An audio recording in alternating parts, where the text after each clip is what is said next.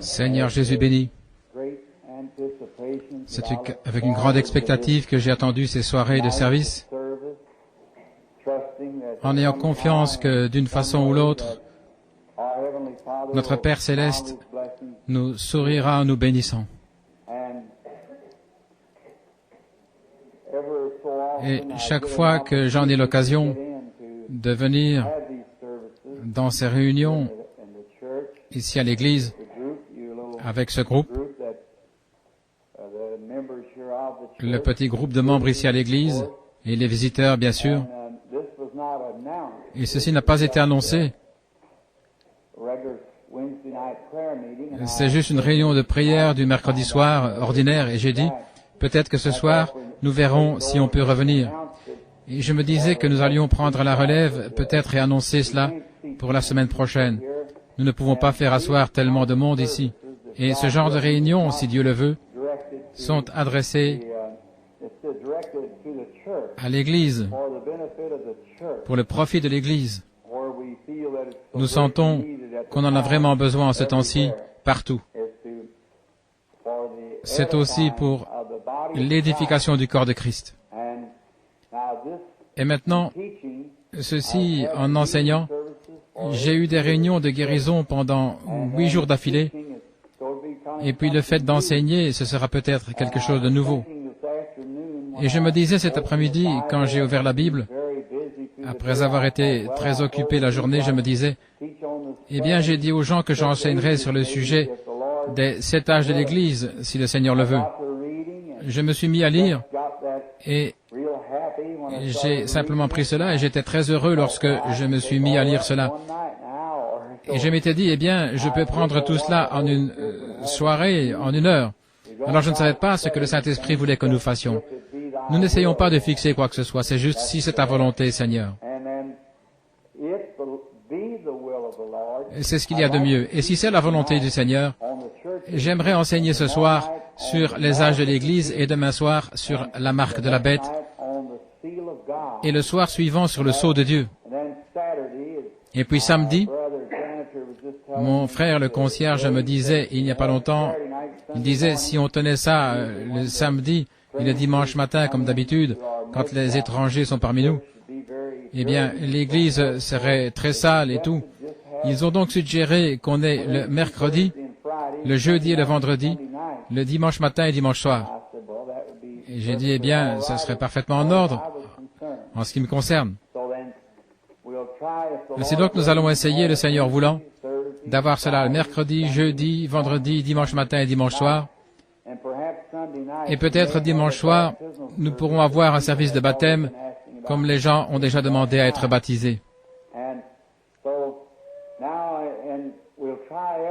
Et nous allons essayer chaque soir de commencer juste à temps, à 7h30, et je monterai sur l'estrade vers 8h, et nous sommes censés quitter le tabernacle à 9h30, le Seigneur voulant. Je sais que vous travaillez et vous avez des engagements respectés. Et maintenant, ces petits messages tirés du livre de l'Apocalypse sont adressés à l'Église. Et je souhaiterais que chacun de vous garde cela à l'esprit, que cela n'est pas adressé à la religion de qui que ce soit, ni dans un autre motif. Il s'agit uniquement, au mieux de ma connaissance, de lire et d'expliquer la parole de Dieu. Ce n'est pas par un motif égoïste, ce n'est pas adressé à quelqu'un, à un individu, à l'Église de n'importe qui, à la religion de qui que ce soit. Et la raison pour laquelle j'aime enseigner sur cette révélation ici au tabernacle, ceci étant ma propre Église, eh bien, je me sens vraiment chez moi, vous savez. Et je veux donner en quelque sorte à mes brebis le genre de nourriture que je pense être nécessaire pour elles. Parfois, les gens doivent y mettre un peu de sel quand la luzerne est un peu moisie, vous savez. Peut-être que cela pourrait faire du mal aux brebis si vous ne le faites pas. Ainsi, de temps à autre, peut-être la luzerne devient un peu moisie à l'église et que des petites divergences surgissent. Je pense un peu de sel, en quelque sorte, c'est une saveur. Ne le pensez-vous pas? C'est pour les empêcher de tomber malades. Ainsi, nous prions que Dieu nous bénira dans ses efforts. Et combien sentent, en tant qu'hommes et femmes tels que nous sommes, j'aimerais que nous examinions demain le sujet « Qu'est-ce que la marque de la bête ?» Il y a beaucoup de choses à ce sujet dans la Bible. Qui l'a et qui l'aura? Et puis ce qui va arriver, il y aura un temps où cela sera. Je ne sais pas, il se peut que ce soit maintenant. Nous allons voir et examiner cela. Il n'y aura que 2 classes de gens sur la terre. Et l'une va avoir la marque par le diable, et l'autre aura la marque de Dieu. Et je pense que comme nous nous approchons de ce temps, nous ferions mieux de nous mettre à examiner pour voir ce qu'est cette chose. En effet, ça ne va pas venir comme quelque chose d'énorme. La Bible dit que cela s'infiltrera si facilement au point de séduire les élus si c'était possible. Nous essaierons donc, Dieu voulant, d'examiner cela demain soir. Maintenant, c'est juste au mieux. Maintenant, apportez votre Bible, votre crayon et du papier, et nous aimerions que vous notiez les Écritures. Et si vous pensez que ce n'est pas tout à fait exact, écrivez-moi une petite note pour la soirée suivante. Je me rappelle être resté 1 an et 6 mois sur le livre de l'Apocalypse au tabernacle ici. Ce que j'aime dans l'enseignement, j'aime vraiment l'enseignement. Oh là là, je pense que c'est merveilleux. Cela donne des bases et cela établit l'Église. Quant à la prédication, eh bien, il y a des gens qui sont des prédicateurs. Ils peuvent prendre la parole par inspiration et étaler cela avec des citations. Cela arrose les semences que le docteur a enseignées, voyez-vous. Eh bien, vous devez placer une semence premièrement et ensuite l'arroser. Et l'arrosage vient par la prédication de la parole. Il y a une vaste différence entre un enseignant, un docteur et un prédicateur, voyez-vous. Ce sont 2 différents dons de l'esprit, tout à fait. 2 dons différents de l'esprit. Et je dis cela avec humilité, mais je n'ai ni l'un ni l'autre de ces dons. Mais le mien, comme souvent, c'est prier pour les malades. C'est ce que le Seigneur m'a appelé à faire. Et puis, en ce temps-ci, ça donne de la relaxation à mon esprit d'étudier quelque chose de différent, de ne pas avoir de service de guérison divine, mais simplement enseigner la parole. Et nous nous en tirons bien ici. Je me rappelle, ça fait longtemps que vous me supportez, environ 12 ans là-dessus. Et j'avais l'habitude de dire, pas pour plaisanter, mais l'enseignement est très rude. Je disais, c'est juste comme un homme qui va à table et mange du pain de maïs avec des haricots. Eh bien, c'est bon pour vous, mais vous vous en fatiguez de temps à autre. Et alors vous avez quelque chose de côté, de la crème glacée et des gâteaux de temps en temps, et cela va équilibrer le régime alimentaire. Mais la nourriture à l'ancienne mode va bien vous nourrir, et au moins cela vous donnera un bon départ. Eh bien là-dessus, c'est mon humble avis, nous vivons dans les derniers jours de l'histoire du monde. J'aimerais rendre cela très clair. Maintenant, il se peut que je sois dans l'erreur, je ne sais pas. Personne d'autre ne sait. Jésus a dit, même les anges du ciel ne le savent pas. Il ne le savait pas lui-même. Il a dit, c'est le Père seul. C'est lui seul qui le sait. Mais c'est sûr et authentique qu'il revient. Et je ne peux simplement pas voir autre chose qui reste sinon la venue du Seigneur.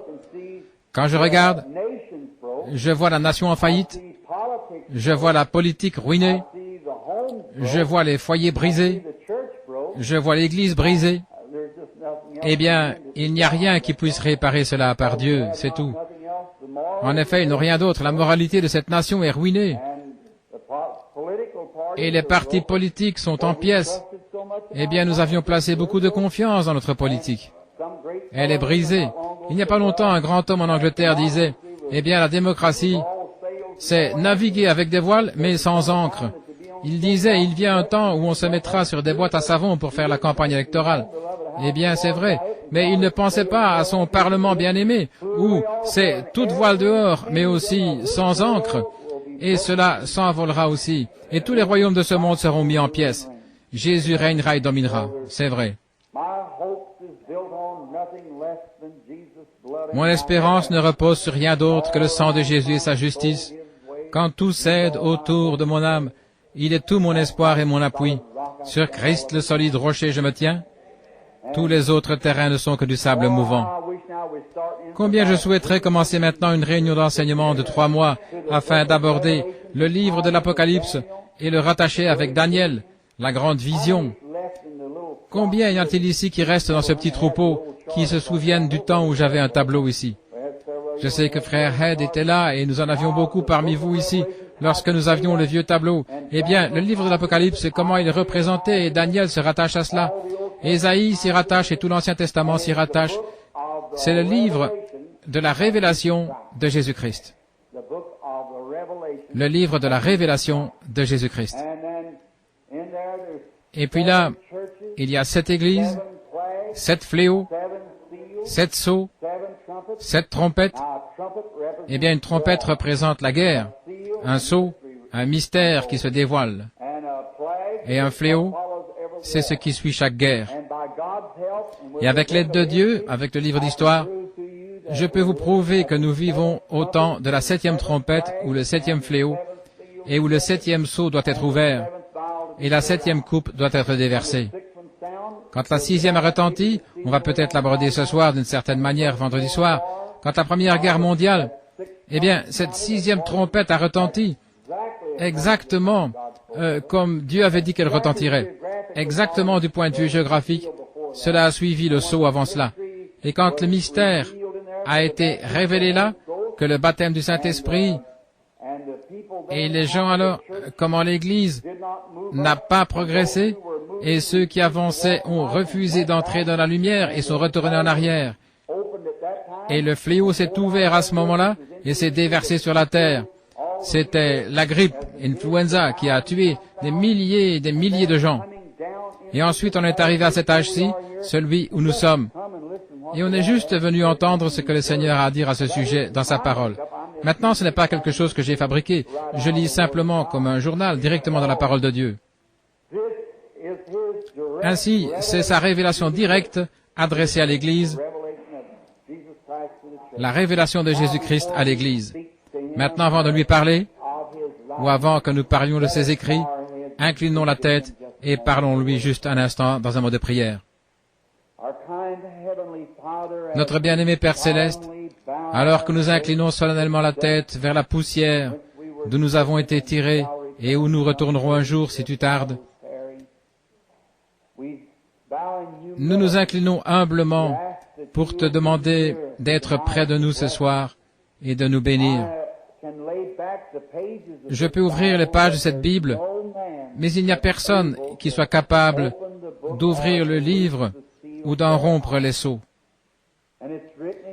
Et il est écrit ici, « Celui qui en enlèvera une partie, sa part sera retranchée du livre de vie, et celui qui ajoutera, les fléaux de Dieu seront déversés sur lui. » Père, nous nous rendons compte qu'en tant qu'hommes et femmes mortels assis ici ce soir, sachant que nous sommes des gens qui vont dans l'éternité, oh Dieu, puisse le Saint-Esprit venir,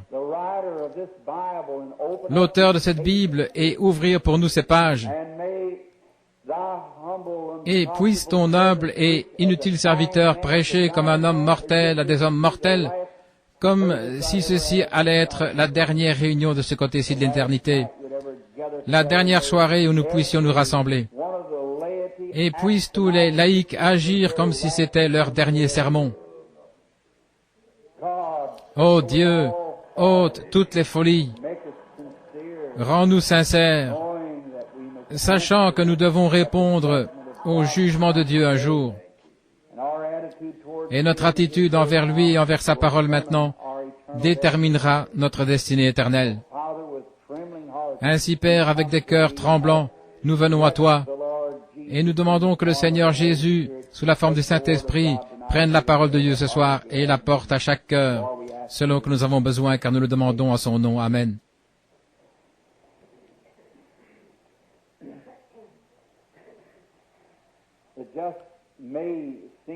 Cela peut sembler un peu étrange pour moi, pendant quelques instants donc, commencer à aborder un sujet pour l'enseignement.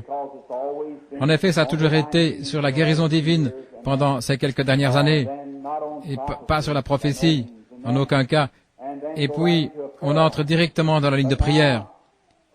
Et maintenant, ce soir, nous aimerions avoir un arrière-plan du livre nous demandons à Dieu de l'ouvrir pour nous. C'est le livre de la révélation de Jésus-Christ. Ce livre a été écrit vers 96 après Jésus-Christ, selon les écrivains. Et c'était Jean le bien-aimé. Et il avait eu cette vision sur l'île de Patmos. C'est une île dans la mer Égée, une île d'environ 15 miles, quelque chose comme ça de superficie. C'est un endroit vraiment rocailleux, plein de serpents et autres. La nation romaine l'utilisait comme Alcatraz, comme nous l'avons aujourd'hui, un lieu d'exil pour les criminels que le gouvernement n'arrivait pas à contrôler. Et ce livre a été écrit par le dernier apôtre de notre Seigneur Jésus-Christ. Il est admis que c'était le bien-aimé qui posait sa tête sur l'épaule de Jésus, et au sujet de qui il a dit après la résurrection, « Que vous importe s'il reste jusqu'à ce que je vienne ?» Jean est mort étant un vieil homme. Chacun des martyrs a scellé son témoignage de son propre sang. Jean, c'était ainsi qu'a été sa destinée. On l'a attrapé et on l'avait fait bouillir dans une cuve d'huile pendant 24 heures, de l'huile bouillante, et il n'en a subi aucun mal. On l'a envoyé sur une île en tant que sorcier, c'est ce qu'on croyait communément. Il avait ensorcelé l'huile au point que cela ne l'a pas brûlé, disait-on. Naturellement, c'était la puissance de Dieu. Vous ne pouvez pas faire sortir le Saint-Esprit d'un homme en le faisant bouillir. Eh bien, ils ont essayé de faire sortir cela de lui en le faisant bouillir, mais Dieu ne l'a pas permis. Il avait un travail à faire, et avant que Dieu n'ait fini avec son homme, il n'a rien au monde qui pouvait le déranger. Jean étant vieux, les historiens racontent qu'on l'a mené à l'église pour prêcher,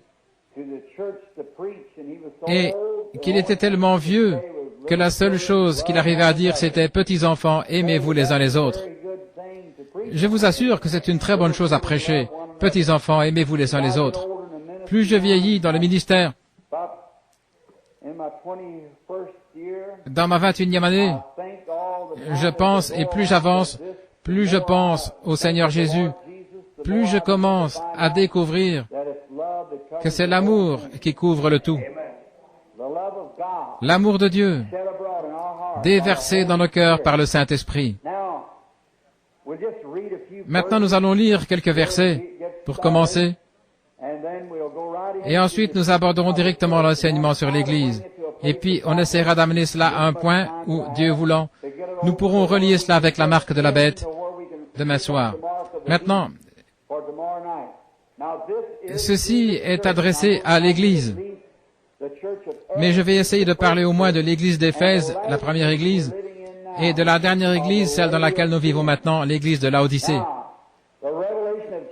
La révélation de Jésus-Christ que Dieu lui a donnée pour montrer à ses serviteurs les choses qui doivent arriver bientôt et qu'il a fait connaître par la voix de son ange à son serviteur Jean. Maintenant, les Écritures nous donnent un point de départ. C'est la révélation. Le mot révélation signifie quelque chose qui est révélé. La révélation de Jésus-Christ qui a été donnée à Jean, et un ange a été envoyé pour attester ou pour signifier cela. Celui-ci a rendu témoignage de la parole de Dieu et de Jésus-Christ, de tout ce qu'il a vu. Béni celui qui lit. Combien voudrait avoir une bénédiction? Alors, lisez ceci. Celui qui lit, béni celui et ceux qui entendent les paroles de la prophétie et qui gardent les choses qui y sont écrites, car le temps est proche. En d'autres mots, ce n'est pas le temps, que le temps était proche, mais en ce temps-là, le temps est proche lorsque vous voyez cette parole accomplie, la révélation complète. Lorsque Dieu a commencé comme un artiste qui dessine un tableau, il a commencé par jouer ce rôle. Vous pouvez voir cela prendre forme. Et lorsque vous voyez cela au début du livre de l'Apocalypse, vous voyez Jésus-Christ commencer à apparaître dans le tableau.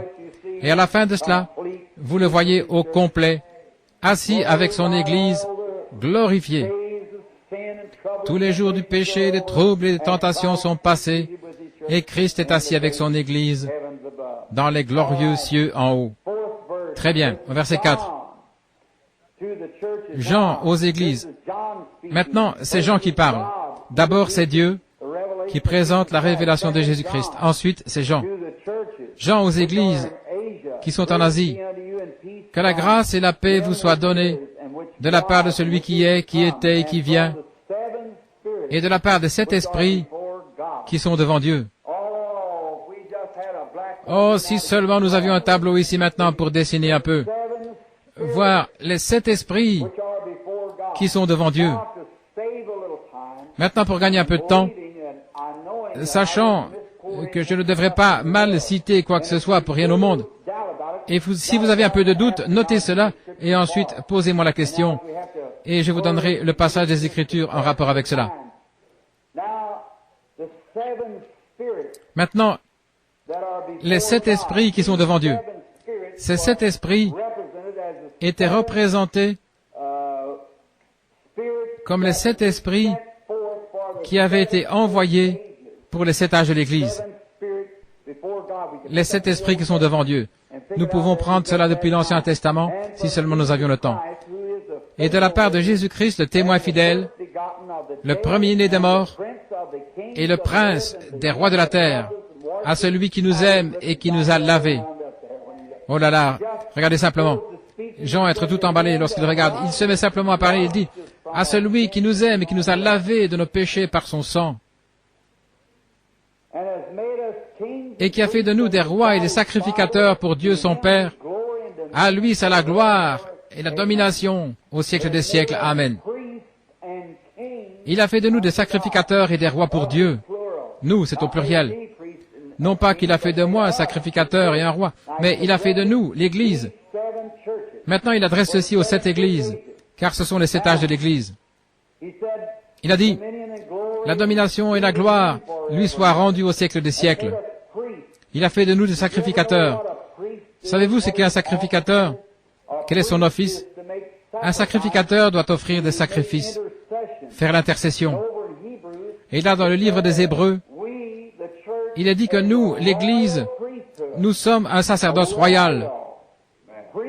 Un sacerdoce royal, une nation sainte, un peuple particulier. Une nation sainte, un peuple particulier, un sacerdoce royal, offrant, voici maintenant, offrant des sacrifices spirituels.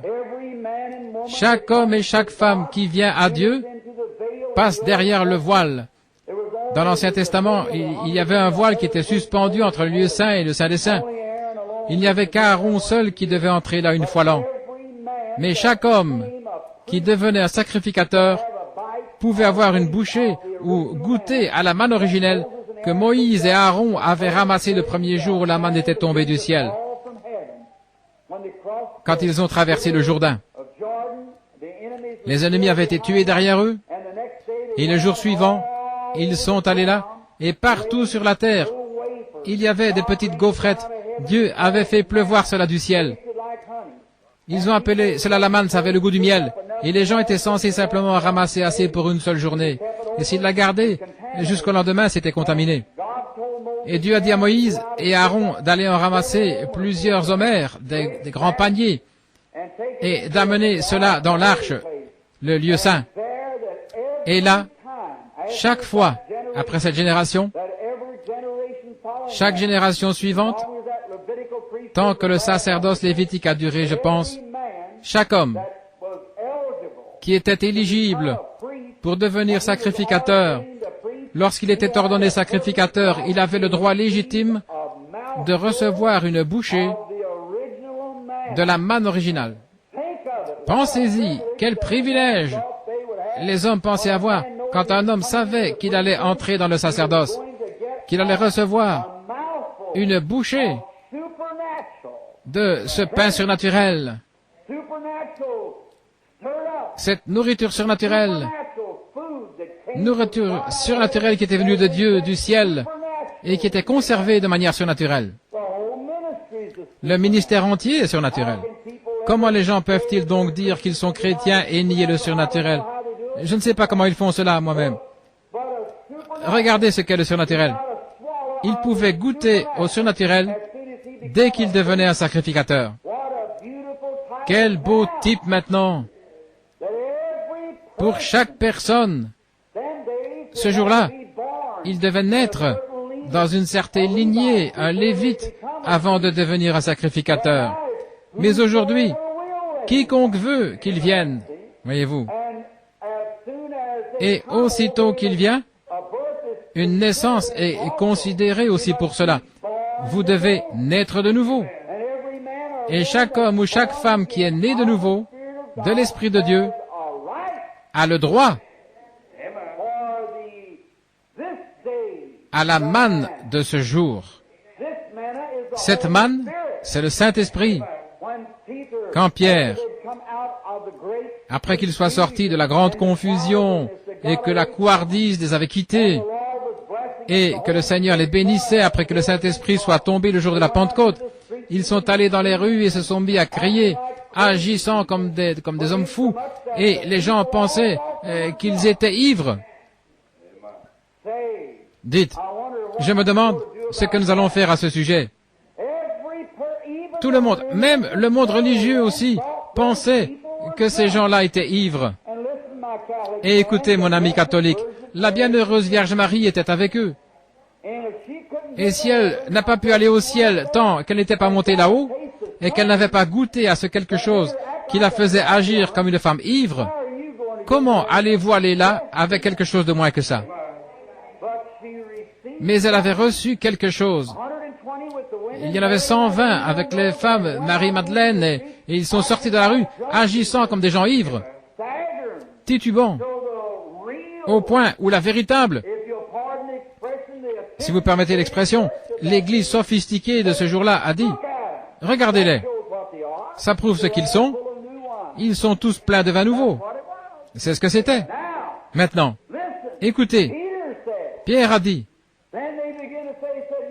alors ils commencèrent à dire, vous, hommes de Jérusalem qui demeurez en Judée, sachez-le et écoutez ma parole, ces gens ici ne sont pas ivres. Maintenant, je parle de l'église d'Éphèse ici maintenant, voyez-vous. Très bien, le premier âge de l'église. Il a dit, ces gens-ci ne sont pas fous comme vous le pensez. C'est la 3e heure de la journée. Les bars ne sont même pas ouverts. Eh bien, c'est la 3e heure de la journée. Il a dit, mais c'est ici ce qui a été dit par le prophète Joël. Il est écrit dans votre propre Bible. Dans votre propre Bible, c'est écrit que cette chose aurait lieu. Eh bien, il dit, vous devriez savoir ceci, vous, les enseignants, les docteurs. Eh bien, est-ce que cela pouvait être, tout comme l'Église a été amenée à cette démonstration-là, la même démonstration qui est promise pour les derniers jours? Ne pouvez-vous pas vous référer à cela et dire, c'est ce qui a été annoncé? Vous y voilà. Et le monde extérieur n'en sait rien. C'est de la folie pour eux. Alors ils ont dit, regardez ça. Et ils ont dit, quand ils ont entendu cela, il leur a dit comment ils avaient crucifié Jésus. Et chaque fois, vous pouvez obtenir le pardon pour avoir crucifié Jésus, vous pouvez obtenir le pardon pour avoir pris son nom en vain. Mais celui qui parlera contre le Saint-Esprit, il ne lui sera jamais pardonné. Ni dans ce siècle, ni dans le siècle à venir. Et nous sommes dans les derniers jours. Faites très attention. Marchez humblement. Ayez un esprit brisé et contrit, un cœur humble, étant disposé à laisser le Saint-Esprit vous conduire. Amen. Oh là là, les voici. Ils sont tous là-haut, juste des gens. C'était des couards quelques heures avant. Ils étaient enfermés dans la chambre haute. Mais quand le Saint-Esprit est venu sur eux et a rempli leur cœur, ils sont sortis dans les rues. Je m'imagine qu'ils ne faisaient pas des choses qui n'étaient pas correctes. Ils étaient là, en train de se réjouir et louer Dieu. Et de manière telle qu'il y avait une manifestation. Ils n'étaient pas tout simplement là à se quereller les uns les autres. S'ils étaient des méthodistes ou des baptistes, s'ils étaient des pharisiens ou sadducéens, ils étaient là à se réjouir parce qu'ils avaient goûté au ciel dans leur âme. Dieu leur avait donné la manne spirituelle. Eh bien, quand Dieu a déversé la manne là dans le naturel, et cela a duré tant qu'ils étaient en pèlerinage, c'est un beau type. Et le jour où ils sont entrés dans la terre promise, la manne a cessé. Et le jour de la Pentecôte, la même chose. Regardez la Pentecôte, Moïse. Ils ont vu que leur ennemi était mort. Myriam s'est emparée d'un tambourin, elle s'est mise à crier, à danser et parcourir le rivage. Et les femmes l'ont suivi faisant la même chose. Et Moïse a levé les bras en l'air et a chanté dans l'esprit. À la Pentecôte, les femmes étaient allées là, titubant, sautant, dansant et faisant des choses comme cela. Pierre s'est levé au milieu d'eux et a dit, « Vous, hommes de Judée, et vous qui êtes en ce jour à Jérusalem, sachez que ces hommes ne sont pas ivres comme vous le pensez, étant donné que c'est la 3e heure de la journée. C'est ce qui a été annoncé par le prophète Joël. Il arrivera dans les derniers jours, dit Dieu, que je répandrai mon esprit sur toute chair. Vos fils et vos filles prophétiseront. Sur mes serviteurs et mes servantes, je répandrai de mon esprit, et ils prophétiseront. Et j'accomplirai des prodiges en haut dans le ciel, sur la terre, des colonnes de feu, des vapeurs, des fumées. Et il arrivera qu'avant le grand jour redoutable de l'Éternel arrive, quiconque invoquera le nom du Seigneur sera sauvé. » Et il a continué de prêcher. Et quand ils ont entendu cela, ils ont dit, « Regardez cet homme-là. D'où lui vient cette instruction? » Certains disaient, il ne sait même pas écrire son nom. La Bible disait qu'il était ignorant sans instruction. De quelle école est-il sorti? D'aucune. Eh bien, comment ceci s'est-il passé? Comment est-ce arrivé? Ils ont remarqué que cet homme citait correctement les Écritures, et nous n'avons jamais entendu quelque chose comme cela avant. Il a dit, repentez-vous chacun de vous, et soyez baptisés au nom de Jésus-Christ, pour le pardon de vos péchés, et vous recevrez le Saint-Esprit, car la promesse est pour vous, pour vos enfants, et pour tous ceux qui sont au loin, en aussi grand nombre que le Seigneur Dieu les appellera. En d'autres termes, cette bénédiction de la manne qui est tombée ici comme elle est tombée dans le passé, elle sera pour cette génération, pour la génération suivante, pour la génération suivante, jusqu'à Jeffersonville en Indiana, et jusqu'aux extrémités de la terre. Et le même Saint-Esprit qui était tombé en ce temps-là, tombe maintenant, avec les mêmes résultats, la même chose, les mêmes personnes. Voyez-vous ce que je veux dire? C'est simplement parfait. Remarquez. À celui qui vaincra, je lui donnerai le pain de vie. Il a dit cela devant l'une des églises. Et il n'aura plus soif, il n'aura plus faim. Il n'aura plus soif. Si jamais un homme, regardez, que votre veste spirituelle soit bien fermée. Si jamais un homme ou une femme reçoit une fois réellement le Saint-Esprit, vous ne pourrez jamais l'ébranler. Il sait où il se tient. Vous pouvez venir avec des isthmes et tout. Il marchera directement au milieu de tout ça. Il n'aura plus jamais soif. Il sait exactement qui est son Créateur. Il ne sera jamais confus. Ne le dérangez pas. Il continuera directement de l'avant. Je lui donnerai le pain de la vie. Et il n'aura plus faim, il n'aura plus soif, voyez-vous. Et l'arbre qui est au milieu du paradis de Dieu, il en mangera, voyez-vous, l'arbre. En effet, cet arbre était Jésus-Christ. Et Jésus-Christ étant mort, il est revenu sous la forme du Saint-Esprit. Il est donc ici, la manne qui est mangée dans l'Église. Remarquez. Voici, le verset 6. Et il a fait de nous des sacrificateurs et des rois pour Dieu, un sacerdoce spirituel, une nation royale. L'offrande spirituelle, qu'est-ce? Le sacrifice spirituel, je cite les Écritures, c'est le fruit de nos lèvres, rendant gloire à son nom. Eh bien, quel genre est-ce? Un sacrifice spirituel. Eh bien, nous pouvons aussi bien commencer ici. Un bon passage par où commencer. Quand une petite confusion surgit dans l'Église, courez d'un côté à l'autre. Si vous le faites, vous n'êtes certainement pas un sacrificateur. Non, vous priez jusqu'au bout.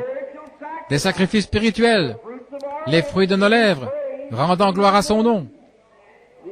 Voyez-vous ce que je veux dire? Eh bien, direz-vous, je n'ai vraiment pas envie d'aller à l'église, mais vous êtes un sacrificateur. C'est votre devoir. Vous devez être là. Eh bien, je n'ai vraiment pas envie de prendre part à ce service. Vous êtes un sacrificateur, offrant un sacrifice spirituel. Non pas donner un coup de main à quelqu'un, comme nous dirions aujourd'hui. C'est tout à fait bien. Je n'ai rien contre cela. Non pas conduire quelqu'un à l'église, c'est tout à fait bien. Je n'ai rien contre cela. Mais il s'agit de vous. C'est vous qui offrez un sacrifice spirituel, le fruit de vos lèvres, rendant gloire à son nom. Lorsque vous voyez un temps arriver où tout le monde blasphème et dit ces choses et fait des choses qui ne sont pas correctes, que faites-vous? Vous éloignez? Vous êtes censé vous tenir là avec un sacrifice spirituel en disant « Le sang de Jésus-Christ purifie de tout péché.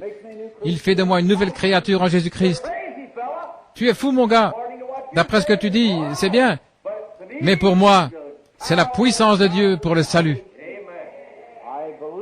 Je le crois. Et vous dites que vous croyez dans la guérison divine? Eh bien, je ne crois pas. Vous feriez mieux de demander à notre pasteur. Que pensez-vous de ça? C'est vous qui êtes un sacrificateur. C'est vous la personne. Oui, monsieur, je crois cela, car la parole de Dieu le dit. Croyez-vous au baptême du Saint-Esprit? Oui, monsieur. Comment le savez-vous? Je l'ai reçu. Une bénédiction spirituelle. Le Saint-Esprit qui est descendu sur les apôtres, le même Saint-Esprit descend maintenant. Vous direz, c'était que pour les apôtres? Nous allons régler ça dans un instant, voir si ce l'était ou pas. Très bien. Un sacerdoce spirituel offrant des sacrifices spirituels. Et maintenant, verset 8, ou le 7e. Voici, il vient sur les nuées. Maintenant, laissez-moi m'arrêter ici un instant. Les nuées, ça ne veut pas dire qu'il vient sur un grand cumulus. Et maman, que son cœur soit béni, elle est assise ici quelque part. Quand j'étais un petit garçon, elle avait l'habitude de me faire asseoir et elle disait, il viendra sur de très grands nuages et il va ressusciter un jour et Dieu va venir. Et maintenant, les nuages sur lesquels il va venir, si seulement nous avions le temps de prendre tout cela, prendre le véritable arrière-plan de toute la chose, eh bien, la nuée sur laquelle il va venir, ce n'est pas un nuage comme un cumulus, mais c'est une nuée de gloire sur laquelle il va venir, voyez-vous. Eh bien, quand Jésus a été couvert de l'ombre par Dieu sur le mont de la transfiguration, il était couvert par des nuées ainsi que son vêtement.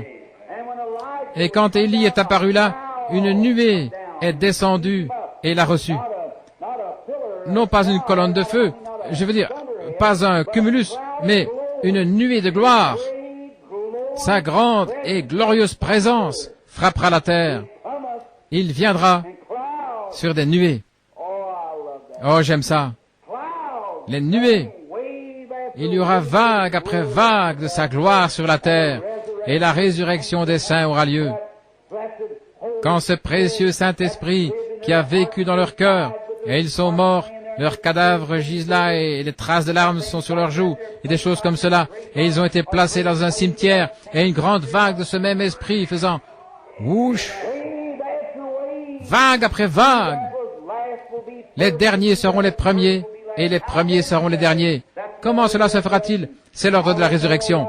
Je ne connaîtrai personne dans la génération avant moi, ni dans la génération après moi. Je connaîtrai les gens de cette génération-ci, et chaque génération passera successivement comme elle s'est éteinte. Les derniers seront les premiers. Assurément, il sera ainsi. Voyez-vous, je reconnaîtrai les miens. La personne suivante, mon papa reconnaîtra les siens. Son grand-père reconnaîtra les siens. Et ainsi, vague après vague après vague. Et les saints se lèveront de partout. Ne sera-ce pas merveilleux? Cela fait que les vieux se sentent jeunes à nouveau. Oui. Remarquez attentivement. Très bien. Il viendra sur les nuées. Et tous les yeux le verront. Peu importe depuis combien de temps ils sont morts, ils le verront quand même. Et même ceux qui l'ont percé, toutes les tribus de la terre se lamenteront à cause de lui. Amen. Jean a dû simplement crier Amen. Ça veut dire, ainsi soit-il, qu'il en soit ainsi. Je suis l'alpha et l'oméga. Maintenant, alpha, c'est A dans l'alphabet grec. Oméga, c'est Z dans l'alphabet grec. En d'autres mots, si c'était traduit aujourd'hui, on dirait, je suis de A à Z.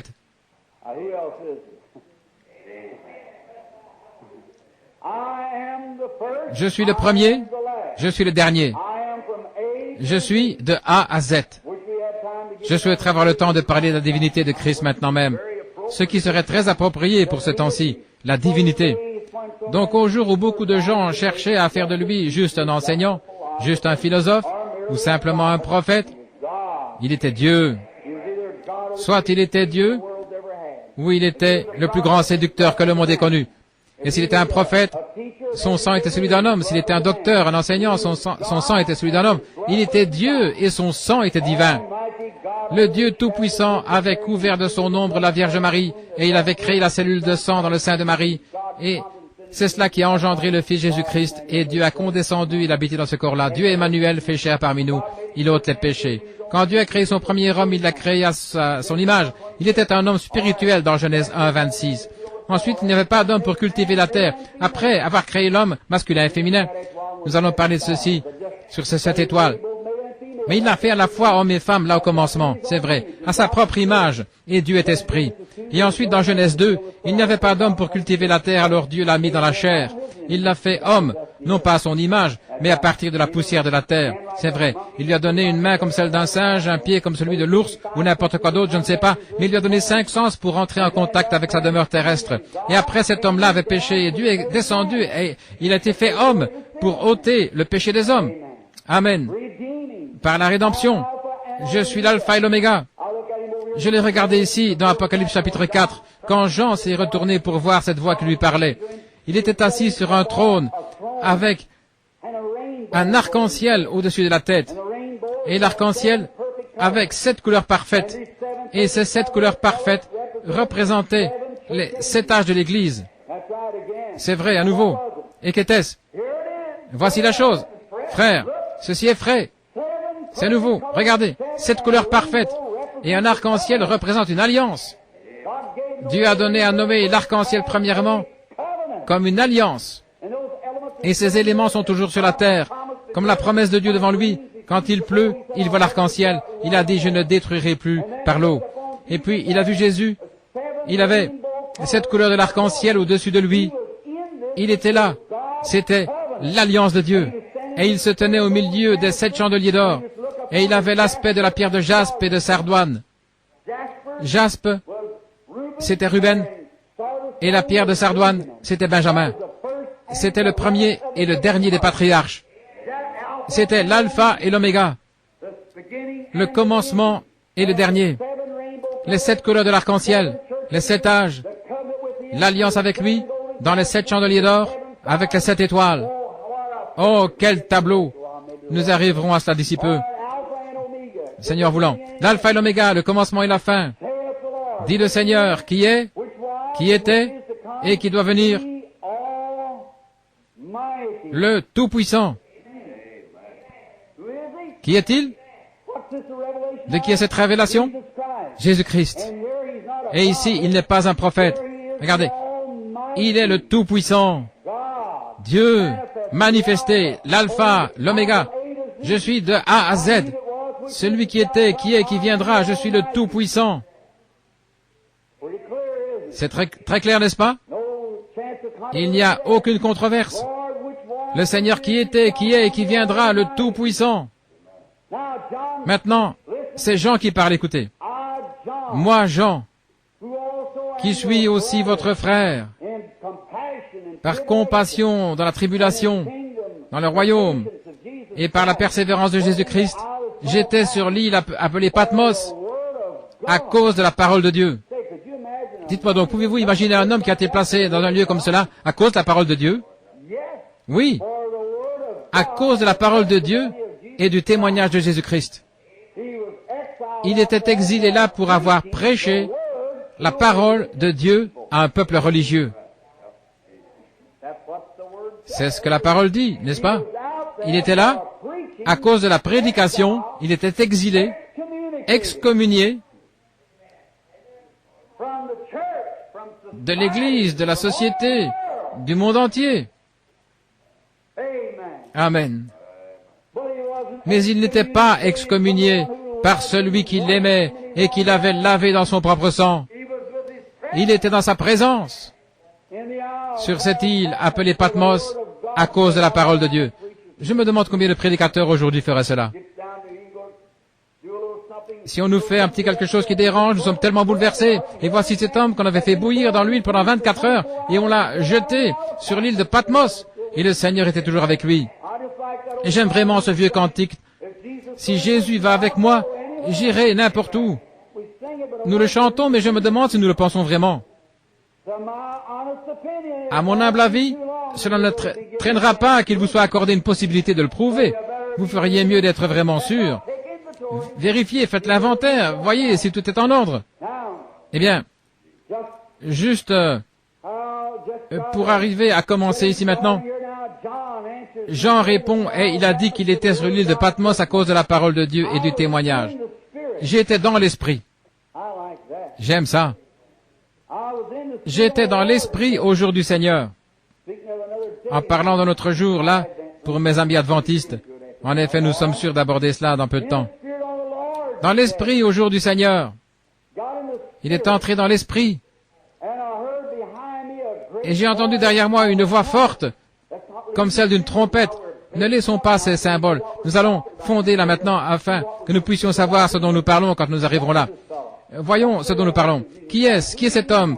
Qu'est-ce que la révélation de Jésus-Christ? Qui est-il après tout? Comment cela est-il venu? Qu'est-ce que ça signifie pour moi? Voyez ce que cela signifie pour vous. Regardez. J'étais dans l'esprit. Peu importe combien vous êtes saints, combien vous êtes pieux, combien prédicateur ou laïque, n'importe quoi, vous ne serez jamais capable d'aboutir à quoi que ce soit avec Dieu tant que vous n'entrez pas dans l'esprit. Je ne vais pas dire avoir des émotions, je veux dire entrer dans l'esprit. Voyez-vous. Vous avez des émotions, vous faites n'importe quoi, mais lorsque vous entrez dans l'esprit, vous voyez des choses. C'est vrai. Je peux me représenter Élie, d'autrefois le vieux prophète, descendre là ce jour-là, quand les fils d'Akab, ces gens-là, avaient formé une alliance avec des incroyants. Et Josaphat s'était joint à eux, et ils étaient allés dans le désert pendant 7 jours, ils n'avaient pas d'eau. Pendant juste 7 jours, c'est juste assez pour prendre soin d'eux. Pendant 7 jours, ils n'avaient pas consulté l'Éternel. Ils étaient allés malgré tout. N'est-ce pas exactement comme ça avec les gens? Oh, je vous l'assure, c'est le meilleur travail. Je veux simplement arrêter avec cette église, je vais commencer à fréquenter celle-là. Eh bien, vous feriez mieux de consulter le Seigneur à ce sujet, voir ce qu'il en est. Ils étaient allés là, ils se sont rendus compte qu'ils étaient en difficulté. La provision d'eau était coupée. C'est ça le problème avec les églises aujourd'hui. On se met à faire beaucoup de choses, on ne consulte pas le Seigneur, et votre provision est coupée. Vous vous demandez pourquoi vous n'avez pas de bénédiction que vous aviez autrefois, et la puissance de Dieu n'opère pas parmi vous. Peut-être que votre provision a été coupée. Vous savez, quand vous êtes là, parfois je vais au désert, là en Arizona, et je remarque que tous les petits buissons dans le désert vous font mal, cela vous pique. Et chaque fois que vous vous mettez contre cela, cela vous pique. En effet, il n'y a pas assez d'eau pour s'en occuper. Ce sont des épines qui sortent comme une défense. Vous pouvez aller ici en Oregon ou quelque part où il pleut tout le temps, et tous ces buissons-là n'ont pas d'épines. Vous voyez? L'eau les garde doux. Et c'est ça le problème avec l'Église. Lorsqu'on est tout sec et entravé et tout, on devient froid, formaliste et indifférent. On ne reçoit aucune bénédiction spirituelle.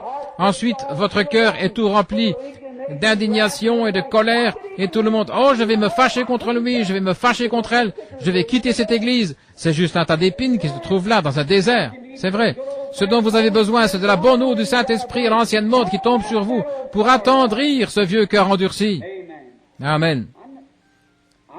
Je ne cherche pas à faire le clown. J'essaie de vous apporter cela, frère. Vous allez découvrir, si vous recevez la marque de la bête, vous serez totalement sans secours, sans espoir après avoir reçu cela. Il n'y a pas de pardon pour cela. Vous ne pouvez jamais vous en tirer, c'est vrai. Vous pouvez pratiquement le faire par un clin d'œil. Faites très attention. La chose est ici maintenant. Allez auprès de lui, remarquez. Les eaux, comment les eaux le gardent dans la douceur. C'est ce que nous faisons aujourd'hui. Entrez dans l'esprit. Jean a dit, j'étais dans l'esprit. Quand Élie était là dans le désert, ils sont descendus, là, Josaphat a dit, allons consulter le prophète. Ils sont allés au-devant du prophète. Eh bien là, dans sa juste indignation, il a regardé cet homme et il a dit, pourquoi n'es-tu pas allé auprès du Dieu de ta mère? Pourquoi ne vas-tu pas auprès des tiens, de cette vieille église froide et formaliste? Pourquoi es-tu venu auprès de moi alors que tu es en difficulté? Ce n'était pas une très bonne chose à dire, mais c'était juste des mots pour exprimer cela. Pourquoi es-tu venu auprès de moi? Pourquoi n'es-tu pas allé auprès des dieux de ta mère? Vous avez tous ces très belles églises, ces prédicateurs bien nourris et tout le reste. Allez-y et posez-leur la question. Pourquoi venez-vous ici vers moi? Oh là là, il était tout monté, assurément, assez, n'est-ce pas? N'eût été le respect que j'ai pour la présence de cet homme pieux, Josaphat, je ne t'aurais même pas regardé. Oh là là, Dans quel état était ce prophète? Il était dans cet état-là. Il a dit, eh bien, faites-moi venir un joueur de harpe. Il y a des gens qui ne croient pas au fait d'avoir de la musique dans l'église. Mais il a dit, faites-moi venir un joueur de harpe. Et quand le joueur de harpe est venu, chanter un bon cantique, mon Dieu plus près de toi, ou n'importe quel cantique, alors l'Esprit de Dieu est venu sur le prophète. Et quand l'Esprit est venu sur lui, il est entré dans une vision, il a commencé à voir des choses. Vous devez avoir l'Esprit de Dieu. Vous direz, je n'arrive pas à comprendre comment les gens disent Amen. Entrez une fois dans l'Esprit. C'est vrai. Je n'arrive pas à voir comment les gens se tiennent au jeu de baseball et se donnent des coups les uns aux autres dans le dos, ils crient, ils enfoncent le chapeau et font des histoires. Ça semble comme de la folie. Eh bien, diriez-vous, vous n'êtes pas un mordu du baseball. Et qu'en est-il de vous en tant que chrétien? Très bien. Vous devez entrer dans l'esprit de la chose. C'est ainsi qu'il en est lorsqu'on allait dans la danse. Je ne crois pas que vous devriez y aller aujourd'hui, assurément pas. Mais si vous aviez l'habitude d'y aller, on devait jouer de la musique hip-hop avec l'orchestre et on battait le tambour, on faisait toutes sortes de choses là. Et les femmes accouraient à moitié nues et tout le reste et elles dansaient là et les gens entraient dans l'esprit de la danse.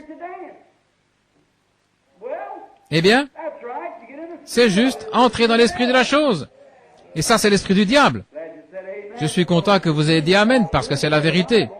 Je vais prouver cela par la Bible. Très bien. Vous direz, bien, je ne crois pas cela, frère. Eh bien, ce n'est pas ce que vous dites, c'est ce que la parole de Dieu dit. C'est ça qui règle la question. C'est la parole finale. Si vous aimez le monde, les choses du monde, l'amour de Dieu n'est même pas en vous. Et souvenez-vous de cette petite femme qui enseignait à sa jeune fille à danser. Elle a dansé devant le roi, elle a exigé la tête de Jean-Baptiste. 70 de ses enfants sont morts comme des prostituées à la potence. Voyez-vous ce que cela a fait? La mère de Moïse est restée à la maison, elle gardait Moïse, elle lui enseignait la parole du Seigneur. Et voyez ce qui lui est arrivé aux siens. Et puis il y a eu Abraham et les autres, et ainsi de suite. Ça dépend de ce que vous voulez faire. Vous jouissez du libre arbitre, vous agissez selon ce que vous voulez. Très bien. Dieu a placé devant l'homme, comme dans le jardin d'Éden, l'arbre de la vie ou l'arbre de la mort. C'est à vous de choisir. Voyez-vous, tout ce qui charme votre âme, c'est ce que vous mangez. Remarquez.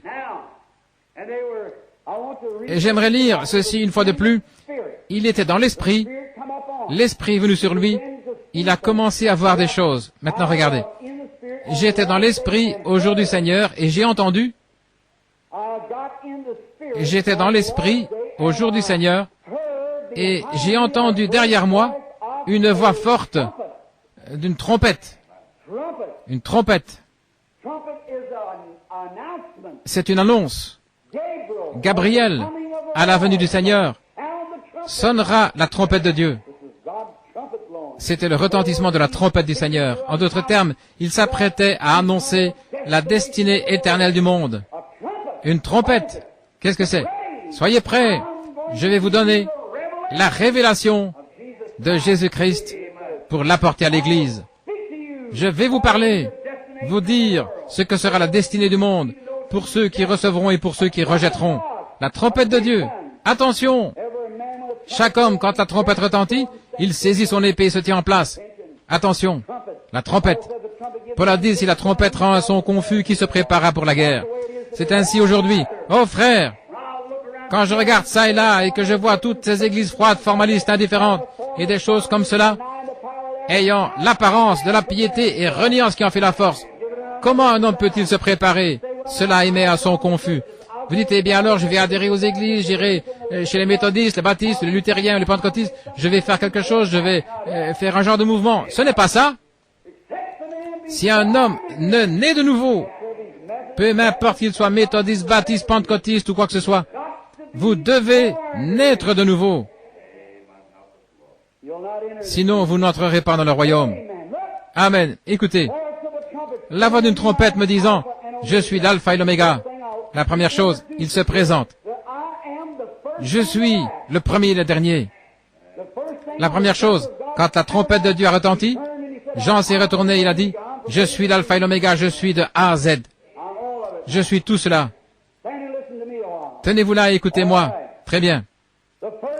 Le premier et le dernier. Écris ce que tu vois dans un livre. C'est ce livre que nous lisons. Et envoie-le. Où?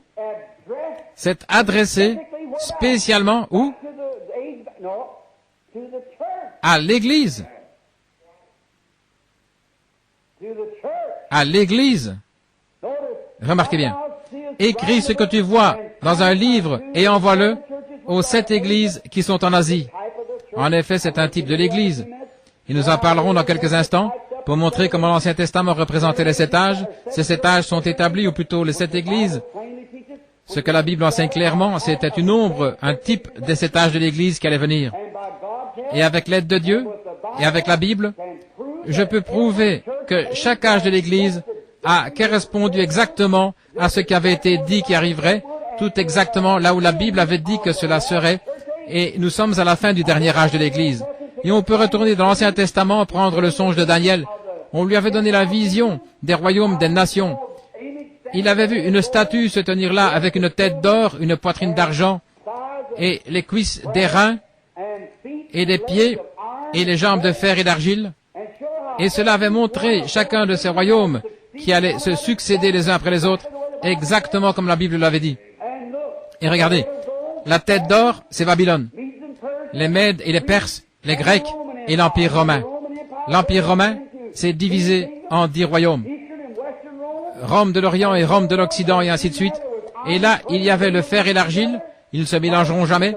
Les protestants et le catholicisme sous la même domination des nations. Et il a dit qu'ils essaieront même de briser l'un la puissance de l'autre. Ils se marieront les uns avec les autres. Exactement ce qu'ils font aujourd'hui. Exactement. Et ce royaume-là, au jour de ces rois, le Dieu du ciel a détaché une pierre de la montagne sans le secours d'une main, et cela a frappé cette statue au pied, et ça a brisé tous les royaumes des nations. Le royaume de Christ a régné et dominé, et il a grandi, il a couvert la terre, la mer et les cieux. Les royaumes des nations ont disparu comme du chaume, comme la balle dans l'air en été. Quel tableau nous sommes en train de vivre. Et aujourd'hui, vous voyez les catholiques et les protestants se marier, cherchant à briser la puissance. Élevez vos enfants, devoir faire la promesse de les élever de telle façon, de telle autre façon. Nous en parlerons dans quelques soirées. Remarquez comment ça se passe, comment l'autre, le fort, le fer a dominé l'autre, l'a brisé en pièces et l'a éparpillé. Mais l'agneau est venu et s'est tenu là. Et le peuple saint, en ce jour-là, et comment cette puissance romaine est allée dans chaque nation. Il n'y a pas d'autre puissance sur la terre, et il n'y a aucun autre moyen par lequel peut se répandre si ce n'est par le catholicisme, l'Église catholique dans le monde entier. C'est un tableau merveilleux et grand ici. Maintenant, vous les protestants, gardez encore vos chaussures aux pieds, car frères, vous êtes en plein dedans, et je peux le prouver par la parole de Dieu. Vous êtes en plein dedans, comme tous les autres. Regardez. Le premier et le dernier, écris ce que tu vois dans un livre. Et il lui a dit, écris ce que tu vois dans un livre et envoie-le aux églises qui sont en Asie, à Éphèse, à Sardes, Bergame et ainsi de suite, et à Philadelphie et Laodicée. Maintenant, nous allons nous arrêter dans un instant. Juste voir combien de temps j'ai, parce que j'aimerais prendre cette dernière note clé ici, sur Éphèse, et rattacher cela à Laodicée, et voir si nous ne pouvons pas comparer cela à la même église. Voir si nous ne vivons pas en ce jour-ci. Oh, Église du Dieu vivant, lève-toi et brille. Regardez. Vous ne vous rendez pas compte. J'aimerais pouvoir vous donner un choc d'une certaine façon. Je souhaiterais que le Saint-Esprit entre dans sa glorieuse puissance et vous amène au point où vous pourrez saisir cette Bible et dire, laissez-moi regarder ici. Quand vous verrez les nations qui se disloquent, Israël se réveille, les signes que la Bible a annoncés, les jours des nations sont comptés, encombrés d'horreur. Revenez, ô vous dispersés vers les vôtres. C'est vrai. Le jour de la rédemption approche. Les cœurs des hommes défaillent de peur. Soyez remplis de l'Esprit de Dieu, avec vos lampes nettoyées et bien claires. Levez les yeux, votre rédemption approche. Oh, quel jour! Écris cela et envoie-le aux églises.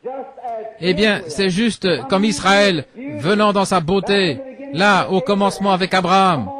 Et il passe par les patriarches. Et à l'époque d'Akab, il connaît les âges sombres, l'âge le plus sombre que l'Église ait connu. Ils sortent de là. Et en ce temps-là, Akab avait épousé Jézabel, et celle-ci avait introduit l'idolâtrie dans l'Église orthodoxe. La même chose Le protestantisme avait épousé le romanisme pendant 1500 ans d'âge de ténèbres. C'était l'église de Pergame et il en était arrivé à l'idolâtrie sous la forme du christianisme. Et ils sont entrés dans la tiédeur. Et c'est arrivé jusqu'à nous. Et nous sommes en plein dedans maintenant. Nous sommes dans l'âge tiède. Ne croyez-vous pas cela? Vous qui êtes dans d'autres églises, vous êtes dans un âge tiède. Et vos évangélistes parcourent le pays, à travers le pays, ils prêchent des choses comme cela, et vous n'aboutissez nulle part. Vous les baptistes, vous criez 1 million de plus en 44. Qu'avez-vous eu après les avoir eus? Juste un tas de pécheurs qui sont venus. Ils ont inscrit leur nom dans un registre. On leur a dit qu'ils vont être membres de l'église baptiste.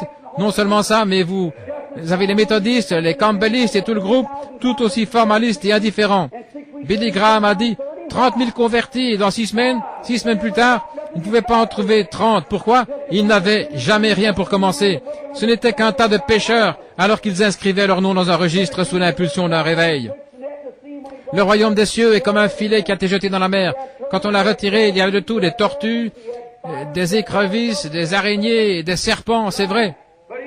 Mais à l'intérieur, il y avait aussi des poissons. Et quand un homme prêche, lors d'un réveil sous la puissance et la démonstration du Saint-Esprit, le filet est lancé sur les gens. C'est exact. Si c'est un insecte au départ, c'est un insecte à la fin du réveil. S'il est une araignée d'eau, la première chose que vous verrez, il va regarder autour de lui et dire « Je ne crois pas dans ces histoires » et il va retourner dans l'eau. Si c'est un serpent, il dira « Je vous l'avais dit » et il partira. C'était un serpent au départ, sa nature. Et il ne sera jamais autre chose à moins que sa nature soit changée. Un homme ne peut pas se joindre à l'église ou devenir émotif et devenir un chrétien. Ce doit être une naissance solide de l'esprit. Mourir sincèrement à soi-même, crier à Dieu et rester là jusqu'à être mort en Christ. Souvenez-vous, la vie peut seulement sortir de la mort. Un grain de blé, s'il demeure seul, ne sera jamais rien d'autre qu'un grain de blé. À moins qu'un grain de blé ne tombe en terre, il demeure seul. Mais quand il tombe là, il pourrit, il se contamine, et du milieu de cette corruption sort le germe de vie qui donne vie et produit davantage. À moins que l'Église ne naisse de nouveau, ne meure à ses credos et théologies, et ne naisse de nouveau de l'Esprit de Dieu, elle sera seulement froide, formaliste, impie, indifférente. Amen. C'est juste. C'est de la prédication à l'ancienne mode, mais elle vous sauvera, frère. C'est juste. Elle vous gardera quand la tempête soufflera, et vous serez enracinés. Enlevez toute la saleté avant de verser le béton, c'est juste. Accrochez l'encre profondément. Oh, frère, dans quel jour vivons-nous? Un âge de l'Église formaliste, indifférent. Oui, monsieur.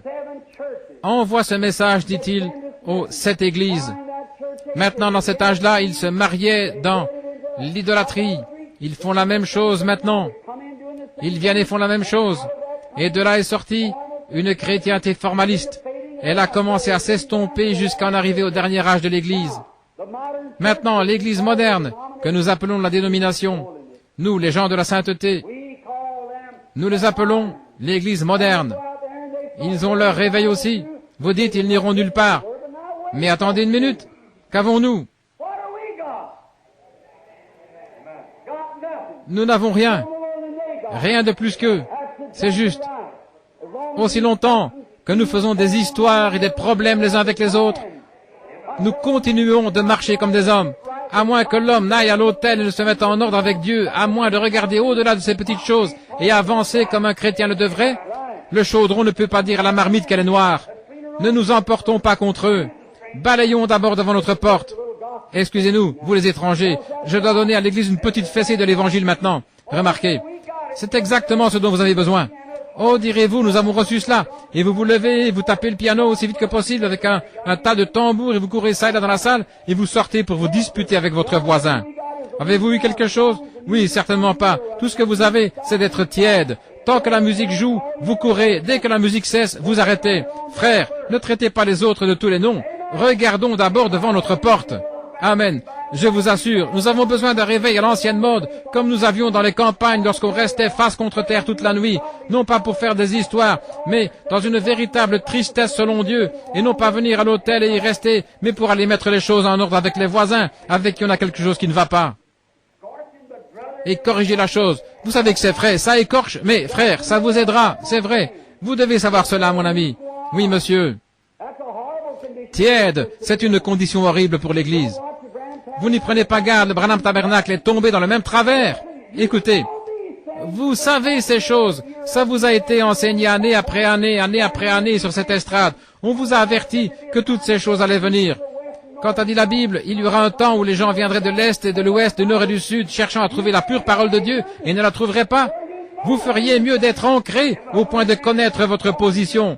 Mais lorsqu'un homme est né de nouveau, non par des émotions, non par de l'enthousiasme, non pas en écrivant son nom dans un registre ou en adhérant à l'église de la ville, mais quand effectivement il a crié et imploré Dieu avec des larmes aux yeux jusqu'à ce que Dieu ait pardonné ses péchés, purifié son âme d'une vie de péché et qu'il l'ait rempli du Saint-Esprit, avec un tel amour divin, au point de ramener à son voisin les outils qu'il lui avait volés, et qu'il aille remettre les choses en ordre, et qu'il mène une vie pieuse devant les hommes. Nous n'aurons jamais de réveil dans ce pays avant de voir cela. Le jugement commence par la maison de Dieu, par la parole de Dieu. Amen. Ce n'est pas un manuel, mais la Bible.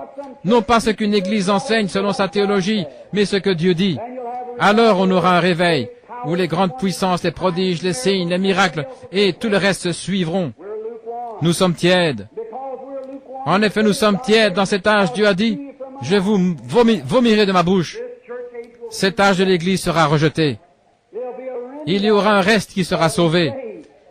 Vous feriez mieux de vous observer pour voir si vous êtes parmi ce reste. Nous allons en parler dans une minute, Dieu voulant. Remarquez.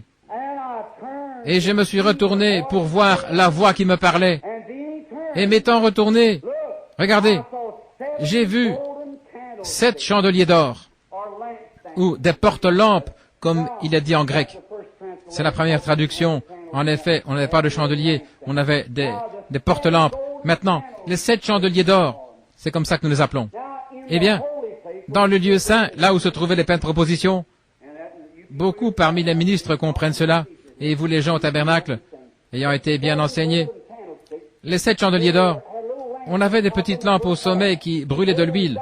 Dans Zacharie, il a une vision, je pense que c'était ça. Il a vu l'olivier sauvage et l'olivier greffé. Les juifs et les gentils, là avant la dispensation des gentils, ils avaient des encensoirs d'or. Il y a 2 encensoirs d'or déversés dans ce seul chandelier de l'huile pour toutes les lampes. Et Zacharie n'arrivait pas à comprendre comment ces choses se passaient. L'olivier sauvage et l'olivier greffé. Et l'olivier naturel, évidemment, était brisé et l'olivier sauvage y avait été greffé. Et l'huile de cette lampe, l'huile représente le Saint-Esprit. Il représente le Saint-Esprit, toujours. Nous en parlerons dans la marque qui est sur les gens un vendredi soir. Remarquez, mais cette huile représente le Saint-Esprit.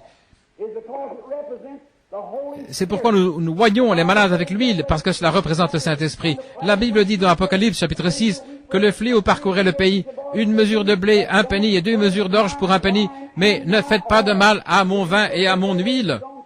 Je souhaiterais pouvoir parcourir l'Apocalypse pendant quelques semaines et en parler. Voir qui sont ce vin et cette huile.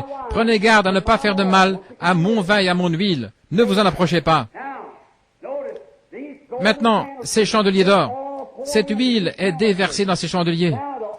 Maintenant, cette huile était ce qui était mis dans la lampe pour brûler. Aaron, c'était son devoir d'allumer ces lampes. Et ces lampes devaient être allumées. Retenez cela maintenant. Regardez. Restez respectueux et écoutez. Ces lampes devaient être allumées par le feu que Dieu avait allumé. Et les fils d'Aaron étaient entrés avec un feu étranger et Dieu les avait frappés à la porte. Un feu étranger. C'est le feu que Dieu avait allumé. Et regardez. Les chandeliers éclairaient jusqu'à l'arche. Et ici, il y avait un chandelier. 2, 3, 4. Là-bas. 5, 6, 7. Comme ceci. Maintenant, ces chandeliers, comme il est dit dans quelques minutes, lisons un peu plus loin, peut-être que nous aurons cela. Écoutez ce qu'il a dit maintenant. Très bien. Je crois que j'ai dépassé le verset 12 là. Les 7 chandeliers d'or. au verset 13. Et au milieu des 7 chandeliers d'or, quelqu'un de semblable au Fils de l'homme, revêtu d'une robe qui descendait jusqu'aux pieds et ceint d'une ceinture au niveau des mamelles d'une ceinture d'or. Sa tête était comme, ses cheveux étaient blancs comme la laine, blancs comme la neige, et ses yeux étaient des flammes de feu. Maintenant, arrêtons là juste une minute. En effet, regardez ces chandeliers d'or. Ces chandeliers, comme nous le verrons un peu plus tard, représentent les 7 âges de l'Église. Ils représentent Éphèse, Pergame, et ainsi de suite, jusqu'à Philadelphie, et tout jusqu'à l'Odyssée, 7 âges de l'Église. Et chacun de ces petits chandeliers avait un petit vase d'huile placé là, et cette huile brûlait sur ce chandelier.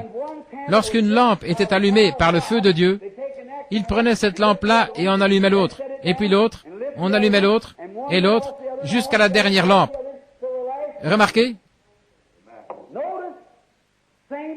la même huile. Maintenant, ces 7 âges de l'Église commencent avec Éphèse, et Thyatire, Pergame, et ainsi de suite. Et le Saint-Esprit, qui est l'huile de Dieu, est tombé sur l'Église au commencement, à Éphèse, l'Église d'Éphèse, qui était l'Église de la grâce. Vous les baptistes, vous devriez crier Amen là-dessus. Et puis, l'Église de la grâce, qui est en Éphèse, la lettre aux Éphésiens a établi cela, avant la fondation du monde. Il est tombé là, et ils ont reçu le Saint-Esprit. Mais attendez un instant, mon frère Baptiste. Comment l'ont-ils reçu? Comment l'avaient-ils reçu? En adhérant à l'Église? Jamais. Ils l'ont reçu par le baptême du Saint-Esprit. Vous direz, oui, frère Branham, c'est vrai. Que vous est-il arrivé quand il est tombé sur vous? Remarquez, le même feu qui avait consumé cette huile en Éphèse l'a consumé à Thyatire. C'est le même feu qui l'a consumé là, qui l'a consumé à Pergame, et ça a continué à brûler jusque dans l'âge de l'église de Laodicée. Le même Saint-Esprit, allumé par le même Dieu, par le même feu. Et le même feu qui est tombé à la Pentecôte a allumé la lampe, l'église, dans chaque âge jusqu'à la fin aujourd'hui. Mais le problème, nous les baptistes, nous les méthodistes, nous sommes là, loin en arrière, cherchant à apprendre quelque chose d'historique, de venir à l'église ici en bas. C'est là où nous sommes restés. Chaque église, lorsqu'elle commençait, considérez Luther à la première réforme. Quel réveil! Luther, regardez, j'ai son livre à la maison. Comment cet homme a secoué sous la puissance de Dieu. Comment il croyait en la guérison divine. Il avait accepté, même, il croyait dans la puissance de Dieu au point de parler en langue. Martin Luther. C'est exactement vrai. Martin Luther a parlé en langue. Et puis, l'âge suivant est venu, John Wesley. John Wesley a fait la même chose. Quand il prêchait, il disait, « Quelles sont ces paroles qui sortent de ma bouche et qui me sont inconnues ?» C'est vrai. Il a parlé en langue. Il croyait dans la guérison divine. Et lorsqu'il est arrivé en Amérique, les églises l'ont traité comme ils traitent les saints d'exaltés aujourd'hui. Ils l'ont excommunié des églises. Et il prêchait l'évangile et la puissance de Dieu tombait au point qu'il tombait par terre toute la nuit par moments. Et dans le livre de John Wesley que j'ai à la maison, un jour il était à cheval pour aller prier pour une femme malade. Et le cheval a fait une chute et s'est cassé la patte. Et il est descendu du cheval, il a pris une cruche d'huile, il a oint le cheval, il est remonté dessus et a continué sa route. Le même feu brûlait là. Mais vous avez ramené cela à des rites de quelque sorte, et le Saint-Esprit a continué à avancer. C'est exact. Et dans l'église méthodiste, ils ont quelque chose. Leur livre dit qu'ils avaient des secousses. Et ils commencent à marcher, ils s'agitent et font des bonds, et ils agissent ainsi. Dans leurs réunions sous tente, les méthodistes. Eh bien, frère, si John Wesley pouvait ressusciter et revenir sur la scène, il aurait bien honte de vous.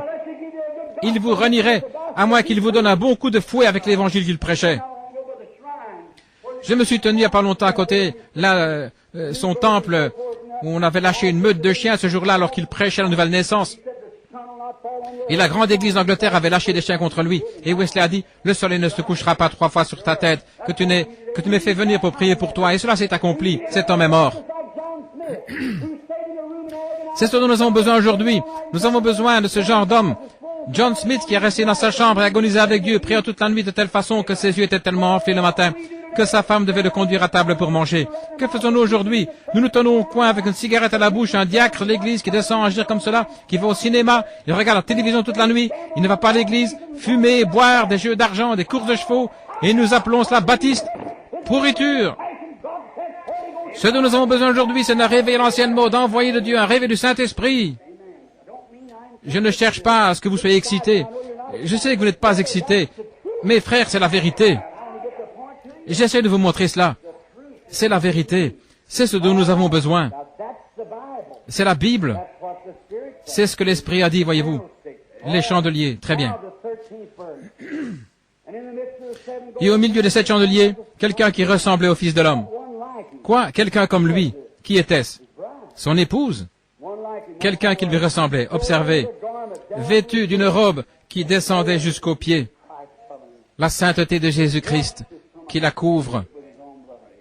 Il nous a lavés de nos péchés dans son propre sang. Revêtu autour des saints, pas un homme, une femme, d'une ceinture d'or. L'Évangile détenant la puissance et la gloire de Dieu sur le corps de Christ. Oh, quel beau tableau nous avons considéré ici. Regardez, jusqu'aux pieds et avec une ceinture d'or autour de la poitrine. Sa tête et ses cheveux étaient blancs comme la laine, comme la neige. La justice, la sainteté, ce que le blanc représente. Et ses yeux, comme des flammes de feu qui nous percent du regard. N'essayez pas de vous dérober à son regard. Il sait qui vous êtes, où vous êtes et ce que vous avez fait. Certainement. Il voit tout. Oh Dieu, il nous reste encore quelques minutes. Et ses pieds étaient comme de l'airain ardent. L'airain, c'est toujours le jugement, vous le savez. L'autel d'airain, le serpent d'airain, ainsi de suite. L'airain représente le jugement. Ses pieds donc, l'Église de Jésus-Christ est établie sur le jugement divin. Christ est mort à notre place. Le juste a payé pour notre jugement. Devant Dieu, là, il est mort comme pécheur à la croix, et son âme est allée en enfer. Et Dieu n'a pas permis que son bien-aimé voie la corruption. Il l'a ressuscité le 3e jour pour notre justification. Il est assis à la droite de la divinité maintenant, comme un souverain sacrificateur qui peut être touché par le sentiment de nos infirmités, qui reviendra de la même façon qu'il est allé au ciel pour recevoir une église glorieuse qui s'est préparée, lavée par le sang, et née une 2e fois. Quelle vision! Très bien. Comme de l'airain poli. Ses pieds étaient semblables à de l'airain ardent, comme s'ils avaient été embrasés dans la fournaise. C'est ça, toutes les scories avaient été enlevées. Et sa voix était comme le bruit de grandes eaux. Observez, c'est l'Église qui lui parle. Apocalypse 17:15 dit, des eaux signifie des foules, multitudes de gens. Eh bien, sa voix, ou cet être qui se tient là, avait cet aspect-ci. Christ, dans son Église, comme l'épouse et Christ sont un, comme le mari et la femme sont un. L'Église et Christ sont fondus ensemble en une seule personne, le même Saint-Esprit. Et les œuvres que Christ a faites, l'Église les fait aussi. Voyez-vous cela? Cette belle Église ici, dans la sainteté, dans la puissance et la majesté, ayant des visions, des signes et des prodiges. Tout exactement comme il avait ici sur la terre, rendant toute la gloire à Dieu, disant, « Je ne fais rien à moins que le Père me le montre. » Mais il me l'a montré, et voici, et ils viennent voir ses œuvres accomplies. Eh bien, Christ fondu en un seul, et la voix de grandes eaux, une multitude de gens. Ce n'est pas juste un seul, c'était toute l'Église, les 7 églises fondues ensemble dans un grand corps racheté du Seigneur, les méthodistes, baptistes, presbytériens, tous ceux qui sont nés de nouveau du Saint-Esprit, parlant avec la puissance de Dieu. C'est ça le corps. C'est ça le corps. Et il avait dans sa droite, à droite, tout dans la Bible a une signification, voyez-vous. Dans sa main droite, 7 étoiles. Il est le roi. Et de sa bouche sort une épée aiguë à 2 tranchants et son visage était comme le soleil lorsqu'il brille dans sa force. Eh bien, de sa bouche sortait une épée à 2 tranchants. De la bouche de celui qui se tenait là, Christ et l'Église étant un seul. Dans sa main, il tenait 7 étoiles. J'y arrive dans quelques minutes. J'aimerais aborder cela. Laissez que la Bible elle-même dire ce que c'était. Il y avait 7 ministres, un ministre pour chaque âge de ces 7 âges de l'Église qui sont sortis, et il les tenait dans sa main droite. Le voici. Il y avait 7 anges, 7 messagers, un à chaque Église. Saisissez-vous cela? Et de sa bouche sort une épée aiguë à 2 tranchants. Quelle est cette épée à 2 tranchants? Hébreux chapitre 4 dit, la parole de Dieu est plus tranchante, plus efficace qu'une épée à deux tranchants. Elle discerne jusqu'à séparer l'os de la moelle et discerne les pensées du cœur. Quand je le vis, je tombai à ses pieds comme mort. Et il posa sur moi sa main droite en disant, ne crains point, je suis le premier et le dernier. Je suis celui qui vit. J'étais mort et voici je suis vivant au siècle des siècles. Je tiens les clés de l'enfer et de la mort. C'est Jésus. Maintenant regardez. Écris donc ce que tu as vu, et ce qui est et ce qui doit arriver, et le mystère des 7 étoiles que tu as vu dans ma main droite, et des 7 chandeliers d'or. Les 7 étoiles sont les 7 anges des 7 églises. Retenez bien cela. 7 anges sont les 7 ministres de 7 églises. Il y avait une église avec un conducteur pour Éphèse. Maintenant, si Dieu le permet, nous continuerons avec cela et ne pas prendre la marque de la bête. Je peux vous montrer chacune d'elles jusqu'au dernier âge ici. L'église de Philadelphie, c'était les méthodistes, et avec John Wesley, vous montrez l'église de Thyatire, aussitôt après Pergame, c'était Martin Luther, et continuez ainsi pour chaque âge, et vous montrez chacun des âges, comment cela est venu, et le message qui était apporté, et qui était établi sur la terre. Et continuez jusqu'au dernier message d'aujourd'hui, là où Dieu a envoyé un ange du ciel, et son serviteur confirmé, il a envoyé un message à chacun. Ceci ne sera pas une église, ce ne sera pas une organisation dans les derniers jours. En effet, Dieu a déjà mis lui-même l'organisation sur l'étagère, et vous en êtes conscient. Et attendez qu'on termine demain soir avec la marque de la bête. Et les 7 chandeliers d'or que tu as vus sont les 7 églises. Et les étoiles, il tient chaque étoile. Maintenant, regardez, pouvez-vous juste vous arrêter une minute? Je sais que j'ai environ 12 minutes pour aborder cela ici, et j'aimerais en arriver à ce chapitre. Et si je n'arrive pas à lire autre chose, j'aimerais que vous saisissiez ceci. Une étoile était un ministre loin de l'esprit d'en haut. Savez-vous ce que vous représentez une étoile dans le ciel, et que chaque étoile du ciel vous représente? Savez-vous que Dieu avait dit à Abraham que sa postérité serait comme les étoiles du ciel? Premièrement, ils étaient comme le sable de la terre, et ensuite, dans la résurrection, ils étaient des étoiles dans le ciel, innombrables. Savez-vous cela? Savez-vous que Jésus était l'étoile brillante du matin, l'étoile la plus brillante de toutes les étoiles du ciel? Alléluia! Lorsque je pense à cela, mon âme bondit de joie. Le voici, là, à sa ressemblance, dans sa présence. Nous serons assis un jour, lorsque les choses de cette terre auront passé. Mais écoutez, un autre passage des Écritures me vient à l'esprit. Daniel a dit, quand il a dit « Celle », lorsqu'il a vu cet ange descendre avec un arc-en-ciel au-dessus de la tête, posant un pied sur la terre et un pied sur la mer, il a levé la main à jurer par celui qui vit au siècle des siècles. Lorsque cette voix en fait retentir, les 7 tonnerres ont fait retentir leur voix, il a dit « Celle cela jusqu'au dernier jour ». Il a dit « Mais lorsque ces mystères sont accomplis, quand ceci sera révélé à l'Église, il a juré par celui qui vit au siècle des siècles qu'il n'y aurait plus de temps. » Écoutez ce qu'il a dit là. Il a dit « Va ton chemin, Daniel, scelle le livre. » Voyez-vous? Car toi tu te reposeras et tu te relèveras dans les derniers, dans ton lot. Mais plusieurs, ceux qui auront amené beaucoup à la justice, brilleront plus que les étoiles pour toujours. Vous y voilà. Des étoiles, 7 ministres pendant cet âge de l'Église. Cela fait 2000 ans. Depuis les 2 premiers 1000 ans, il y a eu la destruction antédiluvienne. Le deuxième 2000 ans, c'était la première venue de Christ. Le troisième 2000 ans, ça fait le 6e, c'est la deuxième venue de Christ, et le millénium, la fin, le repos du 7e jour. Pouvez-vous me supporter encore quelques minutes? Et je ne voudrais pas vous épuiser, mais je vais lire rapidement maintenant. Et à l'ange, écoutez, il parle directement maintenant. Nous allons aller jusqu'à Pergame, et je vais dire jusqu'à Laodicée, et ensuite nous terminerons. Demain soir, nous partirons à partir d'ici avec la marque de la bête. Écrit à l'ange d'Éphèse, la première. Regardez, quand Jésus se tenait avec la main tendue, voici une petite chose que je ne voudrais pas oublier. Écoutez, il se tient au milieu, au centre des 7 chandeliers d'or. Maintenant, si je me tenais ici et que le chandelier se trouvait là, voici une de mes mains et voici une autre main dans la forme de la croix, car c'est à travers la croix qu'il a amené l'Église. Il se tient ici et l'arc-en-ciel au-dessus de sa tête comme une alliance. J'ai conclu mon alliance avec l'Église par Abraham, par sa postérité, tous ceux qui ont été appelés. Mon frère qui a reçu Christ l'autre soir, il me dit, ne me pousse pas, Bill. Il a dit, quand Dieu me parlera. J'ai dit, tu ne peux venir à moi qu'il ne t'appelle. Nul ne peut venir à moi que mon Père ne l'appelle. Quelqu'un peut faire quelque chose, il peut vous attirer. Ça, c'est quelqu'un. Mais lorsque Dieu vous appelle, vous viendrez, voyez-vous. C'est vrai. Nul ne peut venir à moins que le Père ne l'attire. Il se tient là, ayant l'aspect de la pierre de jaspe et de sardoine, le premier et le dernier. Benjamin et Ruben, les 12 patriarches. Et comment la Bible, tout s'emboîte parfaitement, tout est parfait. Remarquez comment il se tient là. Observez ce qui se passe.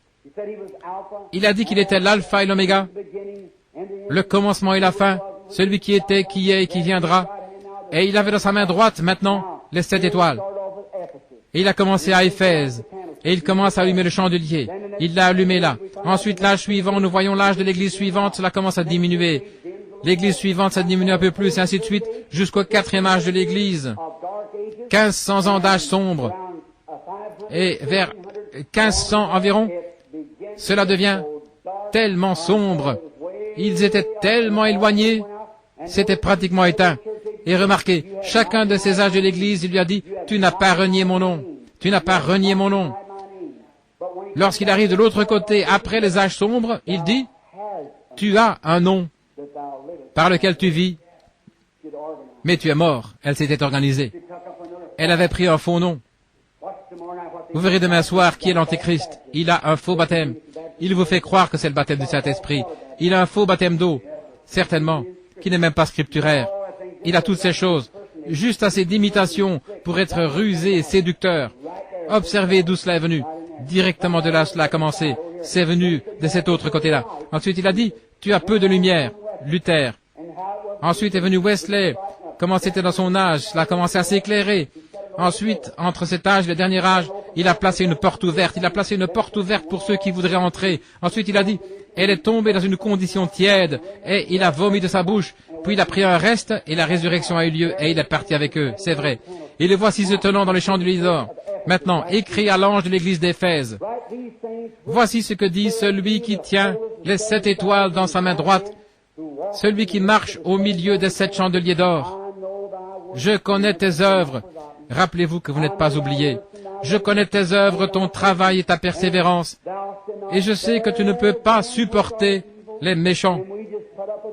Et vous supportez n'importe quoi de mal et vous appelez ça la religion. Eh bien, nous fréquentons l'église, nous sommes aussi bons que les autres. Ils retournent directement à la maison, restent à la maison le mercredi soir à regarder la télévision. Vraiment les puits de l'enfer. Et on sort au cinéma, dans un drive-in, et il fait trop chaud pour aller au cinéma, et même à l'église. Et même les prédicateurs ferment l'église en plein été. Vous direz, il fait trop chaud pour aller à l'église. Il ne fait pas trop mauvais pour aller en enfer, frère. Vous irez l'un de ces jours, là où il fait plus chaud que ça. Vous feriez mieux d'écouter.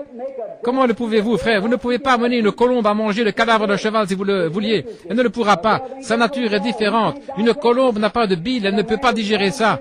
Et un homme qui est né de nouveau de l'Esprit de Dieu ne peut pas manger ces choses. Il ne peut pas tolérer cela.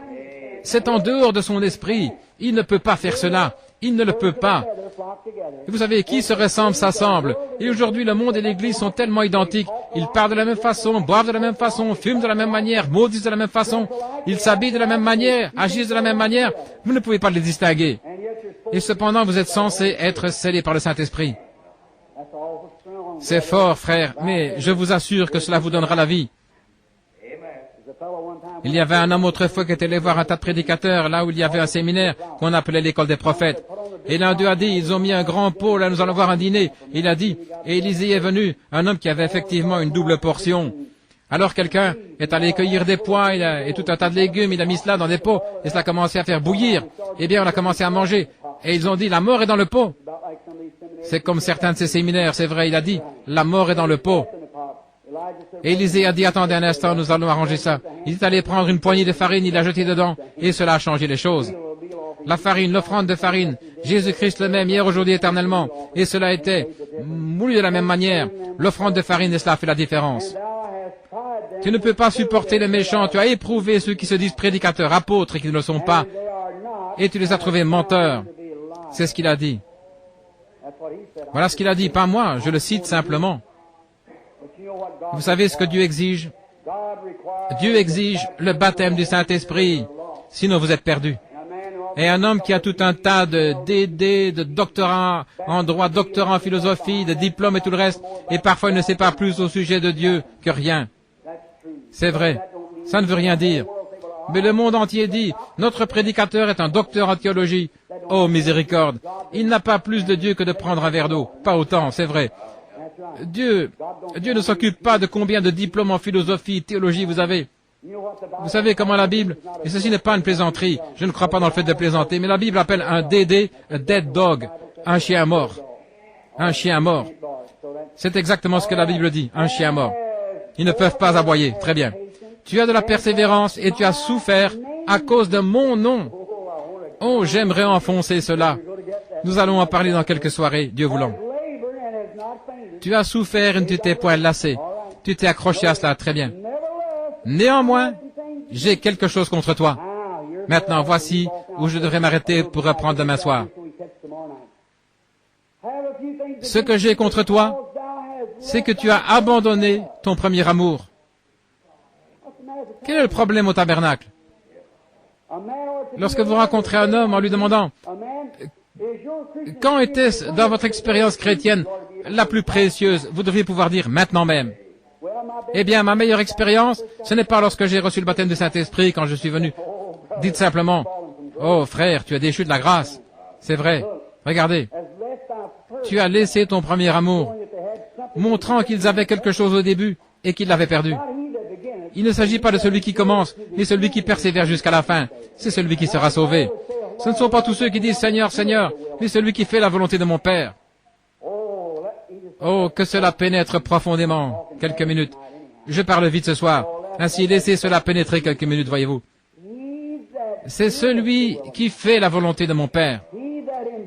Celui qui persévérera jusqu'à la fin. Celui qui persévérera. Si quelqu'un dit, je crois que ce gars-là, c'est un vieil hypocrite. Eh bien, si vous pensez ça à mon sujet, je quitterai l'église, je n'aurai plus rien à faire avec cela. Très bien, vous y êtes. Ça montre de quoi vous êtes fait.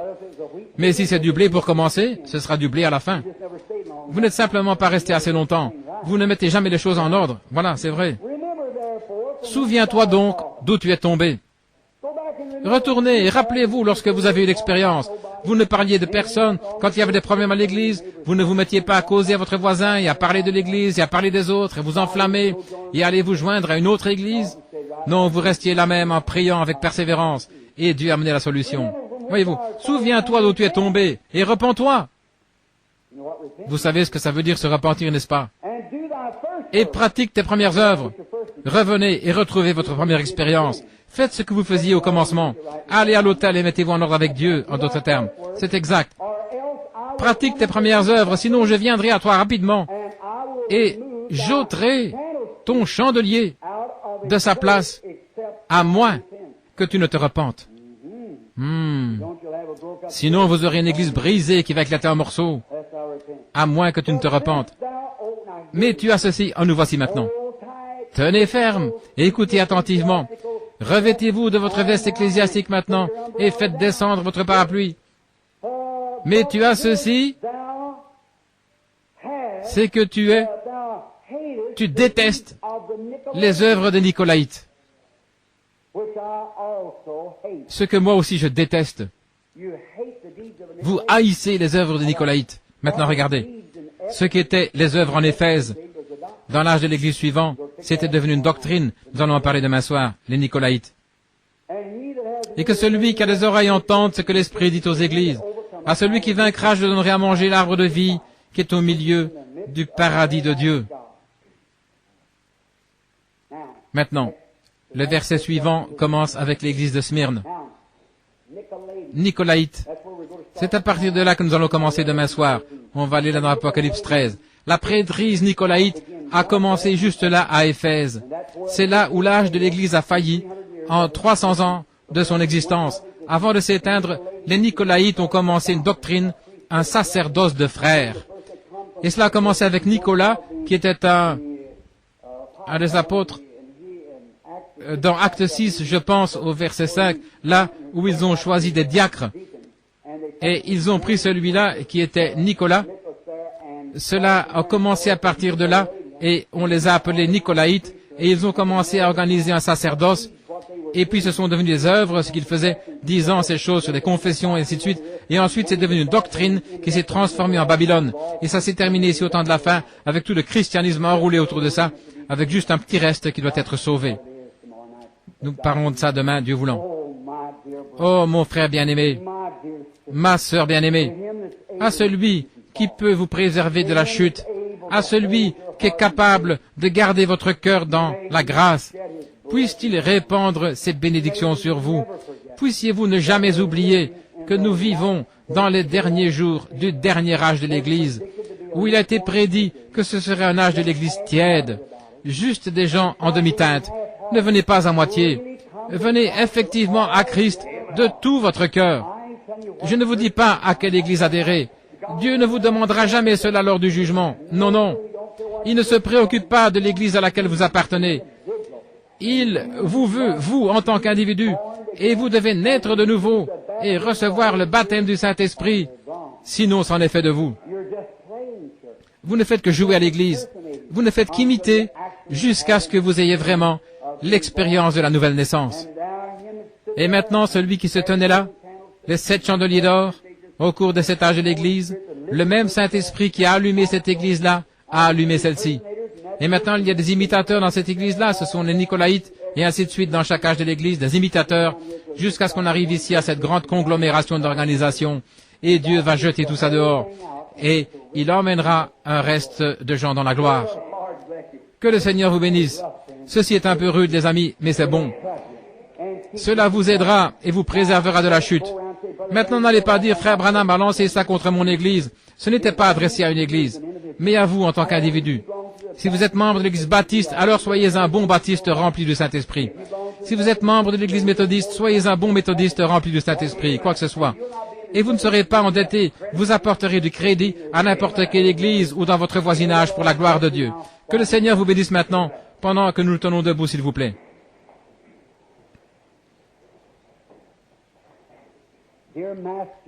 Bien-aimé Maître de la vie, après la lecture de ta parole, nous sommes dans l'étonnement,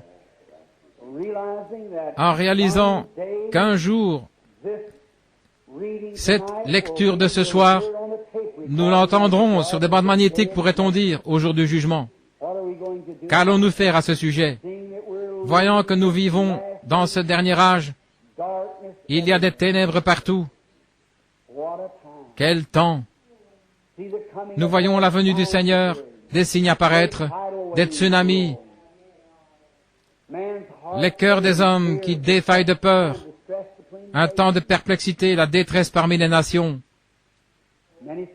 Beaucoup disent, oh, j'ai entendu cela pendant des années, mais les Écritures ne nous disent-elles pas qu'on dira, les temps n'ont pas changé depuis que nos pères se sont endormis, sans savoir que nous sommes juste au bord.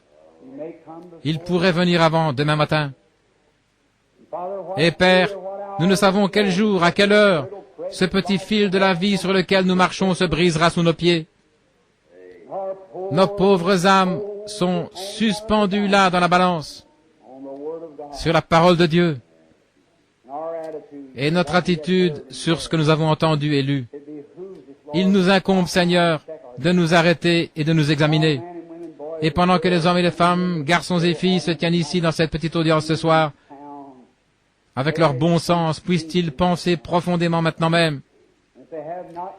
Et s'ils ne sont pas encore nés de nouveau, puissent-ils prendre la décision dans leur cœur maintenant même.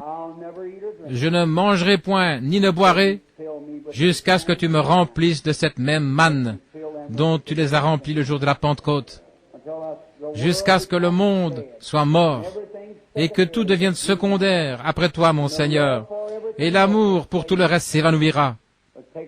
Mais ôte tout l'amour du monde de moi, et laisse-moi à partir de maintenant être entièrement à toi. Accorde-le, Seigneur. Sois avec les gens qui retourneront à leur foyer respectif.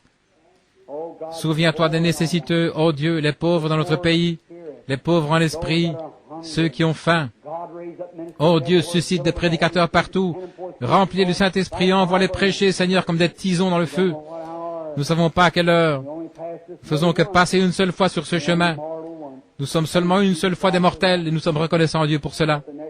Mais dans la vie future, nous ne prêcherons plus l'Évangile dans la vie qui est à venir, mais nous nous réjouirons de l'Évangile avec ceux des autres âges qui l'ont accepté, avec le capitaine en chef, notre Seigneur Jésus, qui est entièrement digne, que toute la gloire lui revienne au siècle des siècles. Que Dieu vous bénisse. Tournez-vous et serrez la main les uns les autres pendant que nous chantons « Béni soit le lien qui nous unit ».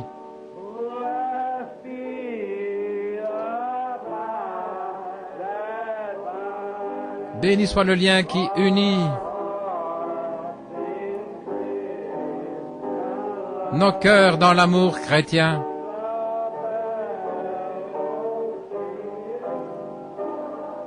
La communion de nos esprits est comme celle d'en haut, devant le trône de notre Père.